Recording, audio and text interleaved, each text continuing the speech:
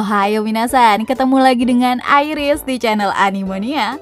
Yo, kali ini kita balik lagi nih guys, ngebahas serial manga yang munculnya itu paling jarang di channel ini. Ya, apalagi kalau bukan serial Hunter x Hunter. So, kali ini Iris mau ngebahas sih tentang karakter-karakter yang memiliki kemampuan yang terlemah atau bisa dibilang kayak nggak terlalu berguna lah di sebuah pertarungan. Tapi harus kita garis bawahi dulu loh ya. Meski nggak terlalu berguna, kemampuan Nen ini ya bukan jadi acuan seorang itu kuat atau enggaknya. Jadi meski karakter itu sebenarnya kuat, tapi bisa aja kemampuan Nen yang dimilikinya sebenarnya nggak terlalu berguna di sebuah pertarungan. Misalnya aja salah satu pengawal setia Raja Semut Chimera yaitu Neferpitou. Kita semua tahu lah seberapa kuatnya seorang Pitou yang bahkan dengan mudahnya nih bisa ngalahin Kite. Selain itu, Pitou juga memiliki jangkauan enter luas dibandingkan dua pengawal raja yang lain. Namun, salah satu tekniknya yaitu Dr. Blight merupakan salah satu nen yang membuat orang terkuat kayak Pitou ini malah jadi lemah loh guys. Hal ini bisa kita lihat waktu Pitou disuruh oleh Meruem untuk ngerawat atau nyelamatin Komugi ketika terkena serangan Dragon Dive milik si kakeknya Killua. Dr. Blight sendiri merupakan sebuah kemampuan yang dapat memunculkan sebuah boneka raksasa yang digunakan oleh Pitou untuk menyembuhin luka seseorang dengan cara pembedahan. Menariknya sih, meskipun kekuatan tersebut memiliki potensi yang sangat besar di bidang kedokteran ya, namun hal itu malah merugikan Pitou jika dia menggunakan kekuatan tersebut di area dekat dengan musuh. Hal itu dikarenakan saat memanggil Dr. Blight, boneka tersebut tidak bisa berpindah tempat dari tempat dia dipanggil guys. Lalu karena teknik tersebut terhubung ke ekor milik Pitou, jadi hal itu malah membatasi ruang gerak Pitou menjadi sekitar 20 meter aja. Belum lagi saat menggunakan kemampuan tersebut, Pitou tidak bisa nih menggunakan kemampuan Nen lainnya ataupun N miliknya.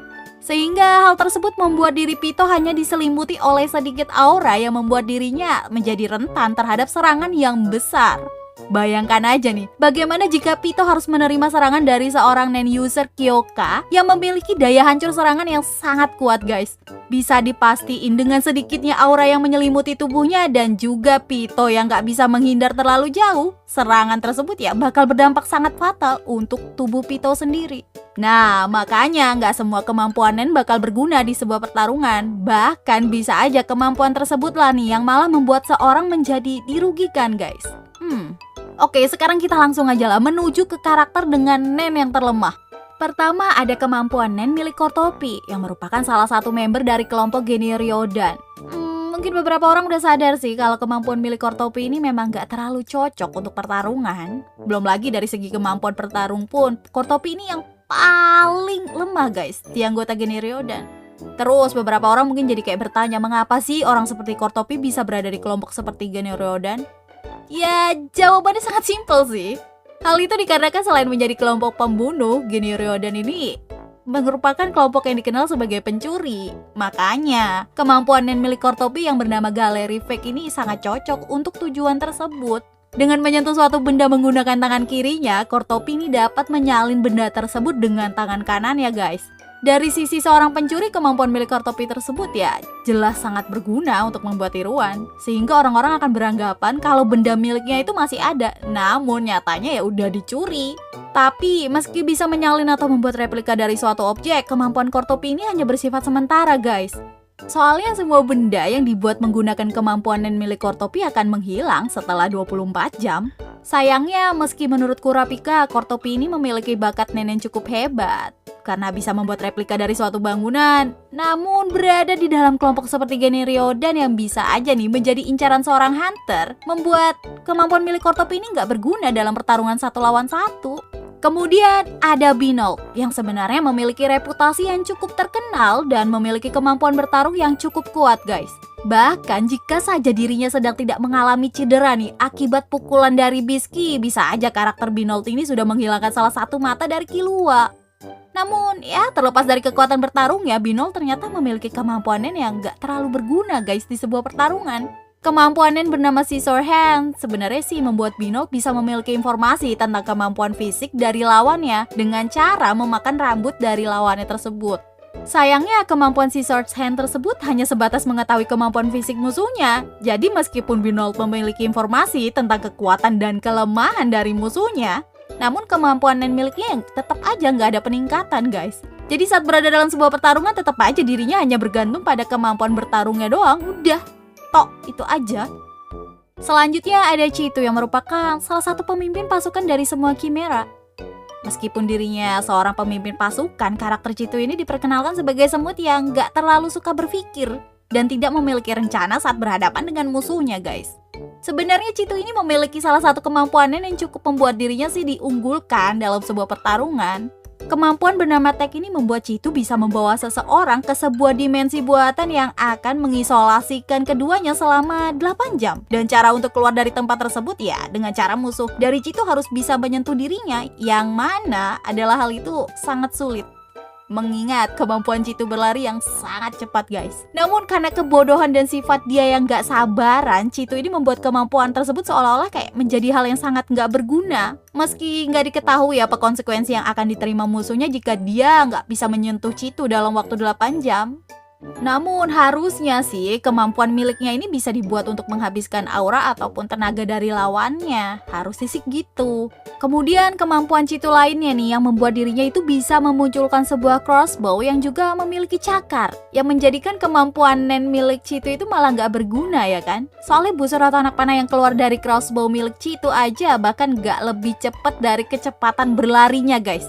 Jadi ya cuma sisa-sisa cakarnya aja yang kayaknya bisa digunain di suatu pertarungan. Tapi kalau cakar tersebut digunain saat Chito menggunakan kemampuan Teknya, maka cakar tersebut juga bakalan jadi senjata yang gak berguna lagi.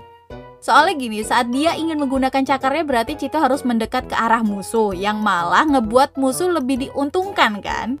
Karena memiliki kesempatan buat megang si Chito. Ya, dari karakter ini kita bisa belajar sih kalau kepintaran, strategi, terus kesabaran menjadi salah satu elemen penting yang juga menentukan seberapa efektifnya suatu kemampuan Nen yang dibuat oleh seseorang. Emang mohon banget ah. Terakhir, ada kemampuan milik Squala yang merupakan salah satu penguji saat Kurapika melamar pekerjaan menjadi seorang pengawal dari Neo Nostred. Kemampuan Nen milik Squala ini kayaknya menjadi yang paling gak berguna, guys, di antara karakter lainnya di serial Hunter x Hunter. Kalian tahu kenapa? Karena si Squala ini memiliki kemampuan Nen bernama Dog Manipulation yang ngebuat dirinya itu bisa memerintah anjing untuk melakukan tugas seperti anjing penjaga, mata-mata, ataupun kayak melakukan pekerjaan lainnya. Nah, kemampuan ini kayak terdengar konyol gitu loh kalau dipikir-pikir sedikit lebih jauh loh ya. Soalnya nggak perlu pakai kekuatan Nen aja kita bisa melatih anjing untuk melakukan beberapa pekerjaan seperti kemampuan milik Squala, ya kan? Bahkan di dunia nyata sendiri aja deh, kita udah sering tuh melihat anjing yang memiliki kemampuannya berguna dalam proses penyelidikan maupun pencarian suatu barang. Belum lagi anjing yang dimanipulasi oleh Squala pun merupakan anjing-anjing biasa yang kerap kita jumpai di dunia nyata, guys. Bukan suatu jenis anjing yang cuma ada di serial Hunter x Hunter aja, bukan. Coba aja kalau anjing yang Squala bisa manipulasi nih, seremnya kayak peliharaannya keluarga Zoldyck. Kayaknya bakal lebih sedikit berguna kan dibandingkan anjing biasa. Oke, jadi itu semua guys, karakter-karakter yang menurut Iris pribadi sih memiliki kemampuan yang lemah atau nggak terlalu berguna di sebuah pertarungan ya kan. Tentunya kemampuan tersebut sebenarnya sih balik lagi ke penggunanya, karena ya suatu pengetahuan yang kita rasa nggak berguna pun kalau digunakan oleh seseorang yang hebat, pasti kemampuan tersebut bisa digunakan secara maksimal. Kalau menurut kalian sendiri nih, kemampuan apa lagi yang nggak terlalu berguna atau bisa dibilang lemah di suatu pertarungan? Kalau ada yang punya pendapat lain ya boleh langsung ditulis di kolom komentar. So, see you guys next time. Adios, Caramelos. Stay safe everyone. Salam Animonia.